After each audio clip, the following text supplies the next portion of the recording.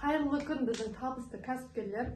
Біз өткен сабақтарда Wildberries сайтымен таныстық, хабар салдық, келген новый заказымызды оформлять етуді көрдік, штрих-код, баркод дегенмен таныстық. Енді жалпы товарға қалай анализ жасаймыз, не сатамыз, негізі нарықта қазір Wildberries шыққалы, жалпы маркетплейстің дәуірі басталғалы, платный сайттар көбейіп кетті. Платный анализ жасайтын сайттар көбейіп кетті. Соның ең алдыңғысы Mstat, ол платный сайттар.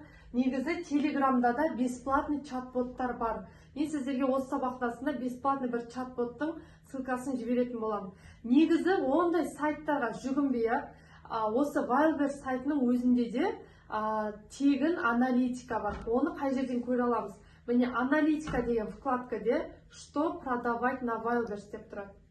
Что продавать на Wildberries. Осы жерде прям категориямен именно қандай заттар сату керектігі, яғни осы сайтта вообще дефицит болып жатқан, халықтың сұранысы прям көп, бірақ оны ешкім сатпай жатқан дефицит товарлардың тізімі тегін берілген.